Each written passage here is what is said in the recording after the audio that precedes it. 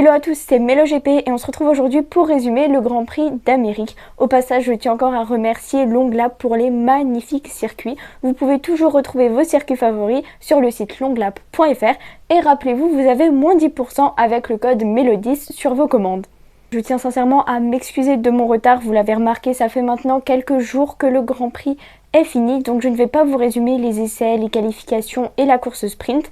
Je vais me contenter de vous rappeler quelques petites infos importantes qu'on a eues avant le début du week-end, les quelques temps forts qu'il y a eu durant les qualifications et la course sprint, et ensuite je vous résumerai complètement la course traditionnelle. Si vous avez des questions, évidemment, n'hésitez pas, mais donc suite à mes problèmes familiaux, je n'ai pas pu faire de vidéo comme d'habitude, mais rassurez-vous, dès le prochain Grand Prix et même avant, il y aura des vidéos normales et qui seront postées en temps et en heure comme d'habitude.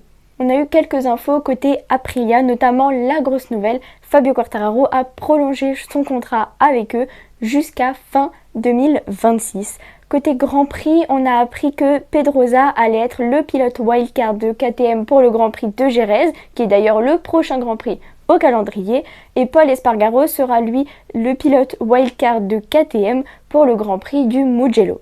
Côté Grand Prix d'Amérique, on a pu voir quelques pilotes personnaliser leur casque, comme Johann Zarco, évidemment Marc Marquez comme à son habitude, et même Maverick Viñales qui a fait un casque Batman. Évidemment, la première chose qu'on retient de ce week-end, c'est les qualifications avec le chrono exceptionnel de Maverick Viñales, qui a obtenu sa 17e pole position de sa carrière et a effectué le nouveau record de la piste en 2 minutes et 864 millièmes. Côté sprint, on retient bien évidemment la bataille Marc Marquez et Pedro Acosta qui était à nouveau vraiment exceptionnelle. Et sur le podium, on retrouve les 3 M. Sur la plus haute marche du podium, Maverick Viñales, sur la seconde, Marc Marquez et sur la troisième, Jorge Martin. C'était d'ailleurs un podium extrêmement émouvant pour Marc Marquez et ça nous a vraiment fait super plaisir. Côté course traditionnelle, les pilotes se sont élancés pour 20 tours sur ce long et mythique tracé du Grand Prix d'Austin avec un pneu médium à l'avant et tendre à l'arrière pour la majorité des pilotes. D'ailleurs, petite info, c'était le 250e départ de Marc Marquez en Grand Prix. À nouveau, un départ très chamboulé, les Français ont tiré tout droit, Marc Marquez s'est fait toucher par Pecco Bagnaia et a été obligé d'élargir et de perdre quelques positions, mais celui qui s'en sort le mieux et qui a pris la tête de la course, c'est bien le rookie Pedro Acosta. Dès le début, on a eu le droit à des magnifiques batailles entre Martin et Pedro Acosta, Martin, Marc Marquez, Pedro, Pecco Bagnaia et on a pu observer un assez gros contact entre Marc Marquez et Jorge Martin. Puis Marc Marquez qui a effectué un magnifique dépassement sur Pecco Bagnaia. Par la suite, Johann Zarco est rentré au stand et a abandonné la course, on ne sait pas exactement pourquoi, certainement un problème mécanique ou technique. Et on continue avec les chutes. Il y a eu celle de Nakagami, Mir et Morbidelli. Et reparlons un petit peu du poleman Maverick Viñales qui a malheureusement pas fait le meilleur départ, s'est retrouvé à la 9e position, mais a su remonter très vite et très fort en se battant notamment avec Pecco Bagnaia pour le gain de la 4e position. Mais ça finalement ce n'était que le début de son ascension.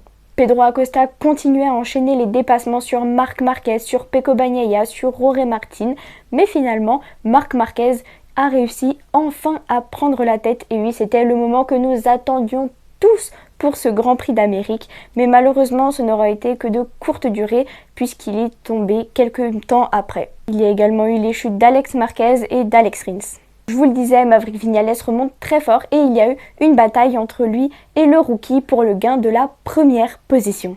On le sait, Enea Bastianini veut prouver qu'il mérite sa place au sein de la team Ducati officielle et il s'est même battu avec son coéquipier Pecco Bagnaia en le dépassant et en restant devant lui jusqu'à la fin de la course.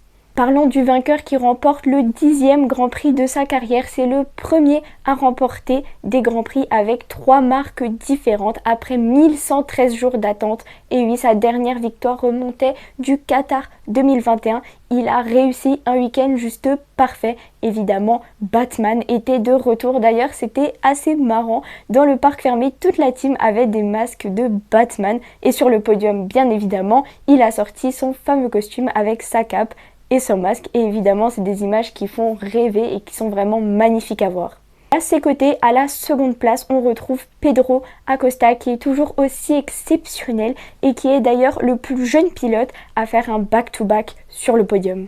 Pour compléter ce podium, on retrouve Enea Bastianini devant Jorge Martin et Pecco Bagnaia. En 12e, on retrouve Fabio Quartararo. Dernier point avec le championnat, c'est toujours Jorge Martin qui lead le championnat devant Enea Bastianini, Maverick Viñales, Pedro Acosta et Pecco Bagnaia. Voilà pour le Grand Prix d'Amérique et à bientôt pour de nouvelles infos GP.